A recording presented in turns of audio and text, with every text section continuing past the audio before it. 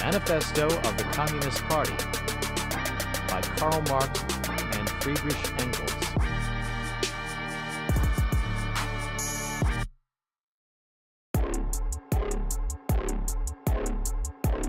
A specter is haunting Europe, the specter of communism. All the powers of old Europe have entered into a holy alliance to exorcise this specter. Pope and Tsar, Metternich and Guizot, French radicals and German police spies. Where is the party in opposition that has not been decried as communistic by its opponents in power? Where is the opposition that has not hurled back the branding reproach of communism against the more advanced opposition parties, as well as against its reactionary adversaries? Two things result from this fact. 1. Communism is already acknowledged by all European powers to be itself a power. 2. It is high time that communists should openly, in the face of the whole world, publish their views, their aims, their tendencies, and meet this nursery tale of the specter of communism with a manifesto of the party itself.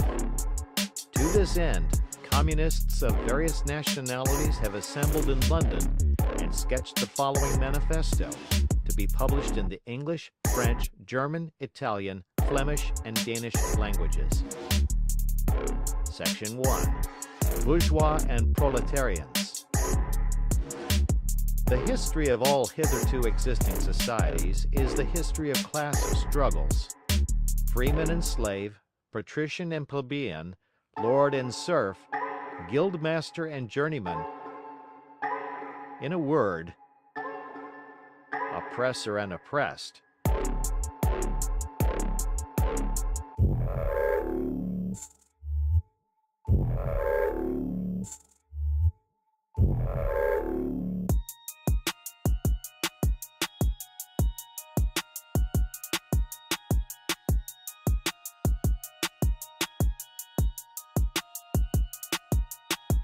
In the earlier epochs of history, we find almost everywhere a complicated arrangement of society into various orders, a manifold gradation of social rank.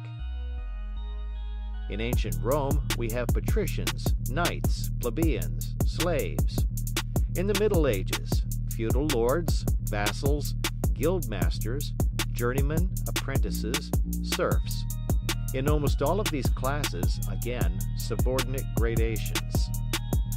The modern bourgeois society that has sprouted from the ruins of feudal society has not done away with class antagonisms. It has but established new classes, new conditions of oppression, new forms of struggle in place of the old ones. The bourgeoisie has stripped of its halo every occupation hitherto honored and looked up to with reverent awe. It has converted the physician, the lawyer, the priest, the poet, the man of science into its paid-wage laborers. The bourgeoisie has torn away from the family its sentimental veil and has reduced the family relation to a mere money relation. The bourgeoisie has disclosed how it came to pass that the brutal display of vigor in the Middle Ages, which reactionists so much admire, found its fitting complement in the most slothful indolence. The bourgeoisie cannot exist.